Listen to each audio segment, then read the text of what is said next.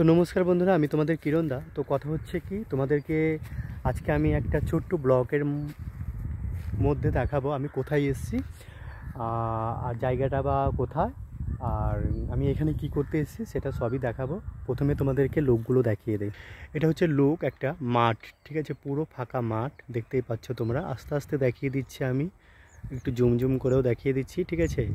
এখানে পুরোপুরি মোটামুটি ঘরবাড়িও হয়ে গেছে। আর এই দেখো গরু, মানে চারিপাশে গরু, আমাদের গোমাতা। তো যাই হোক, আমি সবাইকে মানি কিসের জন্য, আমার যে দুঃখ কষ্ট তোমরা তো জানোই, A to Z সবই জানো, আমার ভিডিও তোমরা দেখো। তো কথা হচ্ছে কি, আমার দুঃখ কষ্টর আমি একটু নিজেকে মানে কি বলবো, তোমরা মানে কমেন্টে বলো যে দাদা ভাই তুমি নিজেকে একটু না ই করবা, ওই কী বলে,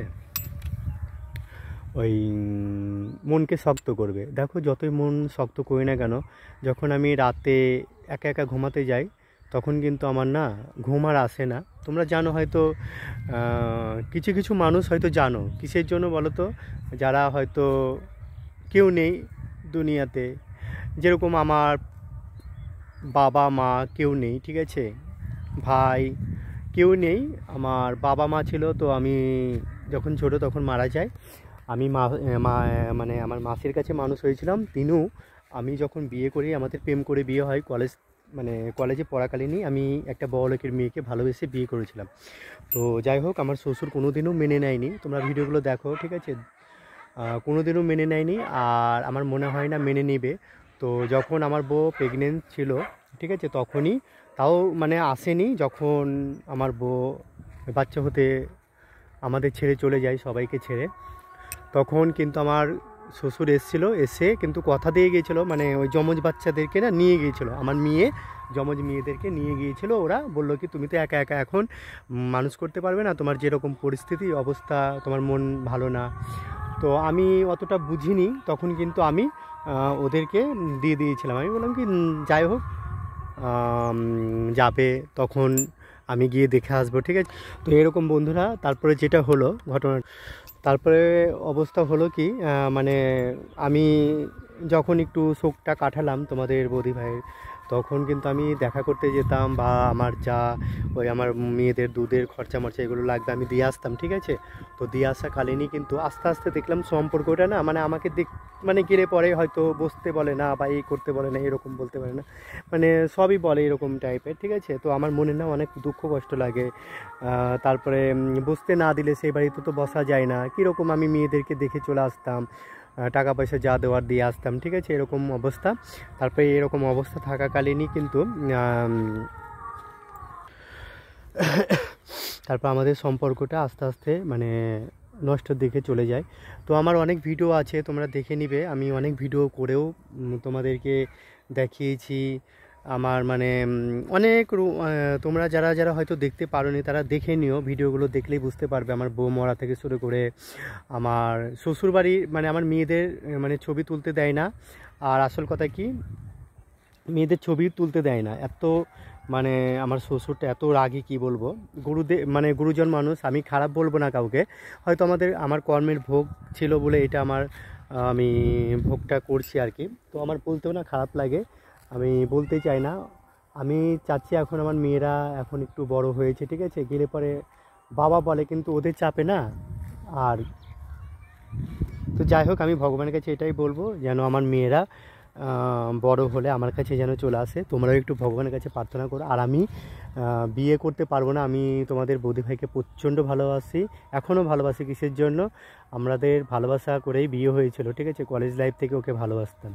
তো যাই হোক, আমাদের যারা ভালোবেসেছো তারাই বুঝতে পারবে ভালোবাসার মর্মটা। অনেকেই তোমরা কমেন্ট করো বাজে বাজে কমেন্ট, যে বউ পাগল, এই পাগল, সেই পাগল, সেটা না, ঠিক আছে। বিয়ে সবাইকে করা যায় না, আর বিয়ে করলে পরেই যে সে সুখী হবে সেটাও না, ঠিক আছে।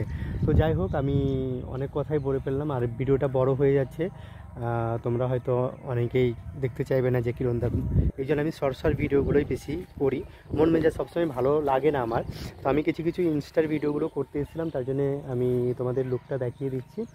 আর আমার ভালো লাগে না, প্রচণ্ড খারাপ লাগে, মনের মধ্যে অনেক দুঃখ কষ্ট নিয়ে আমার ভিডিওগুলো করতে হয়, ঠিক আছে। আমার তো কেউ নেই, আমার না বাবা আছে, না মা আছে, আর না ভাই।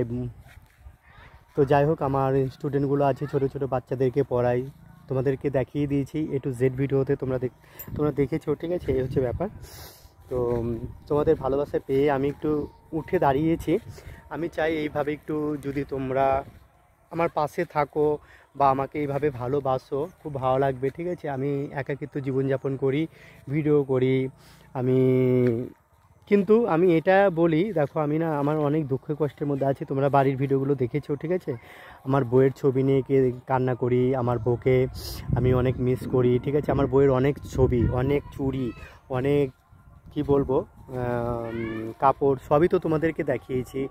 তো যখন যেটা আমার মনে হয়, আজকে যেরকম ওড়না নিয়ে এসছে, যে দেখো তোমাদের বৌদি ভাইয়ের ওড়না নিয়ে আমি একটা ভিডিও শট করছিলাম। তো এটা হচ্ছে আমার মানে কি বলবো, আমার ভালোবাসার একটা প্রতীক চিহ্ন, মানে কি আমি আমার বউকে খুব মিস করি, আমার বউকে এখনও ভালোবাসি, ঠিক আছে। তো এই হচ্ছে ব্যাপার বন্ধুরা, আমার অনেক কথাই বলে ফেললাম, ঠিক আছে। তোমরা ভালো থাকবে, সুস্থ থাকবে, তোমরা ভালো থাকলেই কিন্তু আমি ভালো। আর কি বলবো, অনেক দুঃখ কষ্ট নিয়ে আমি ভিডিওগুলো শ্যুট করি, আমার মন মেজাজ সবসময় খারাপ থাকে, আমার ভালো লাগে না মন মেজাজ। এই যে এখানে এসছি কি না, তাও ভালো লাগছে না, ঠিক আছে। ভিডিওগুলো যে দু একটা শর্টগুলো দেবো, তাও মন ভালো লাগছে না, ঠিক আছে। শুধু মনে হচ্ছে যে কান্না করি আমি। তো এরকম ব্যাপার। তোমরা অনেকেই বলো যে দাদা কান্না করো কেন, এগুলো বলো, আমি কমেন্টগুলো তো পড়ি। তো যদি মন যদি ভালো না লাগে, ভালো লাগে না, এই হচ্ছে ব্যাপার। তো তোমরা ভালো থাকবে, সুস্থ থাকবে, তোমরা ভালো থাকলেই আমি ভালো। আর তোমাদের এরিয়াটা দেখিয়ে দিচ্ছি কীরকম লাগছে, অবশ্যই কমেন্ট করবে বন্ধুরা, ঠিক আছে। দেখো গরুগুলো খাচ্ছে, কতটা সুন্দর লাগছে বলো তো, খুব ভালো লাগছে। লং হয়ে যাচ্ছে ভিডিওটা, হয়তো তোমরা দেখতে চাইবে না, আমি এই জন্য শর্ট ভিডিওগুলোই করি বেশি, আমি শর্ট ভিডিওগুলোই বেশি করি। শর্টগুলো করলে তোমরা বুঝতে পারো, কথাগুলো জানতে পারো, এই হচ্ছে ব্যাপার বন্ধুরা। বাই বাই করে দিচ্ছি, নেক্সট একটা ব্লগ নিয়ে দেখা হবে, ততক্ষণ তোমরা ভালো থাকবে, সুস্থ থাকবে, তোমরা ভালো থাকলে কিন্তু আমি ভালো। আজকের মতন বাই বাই।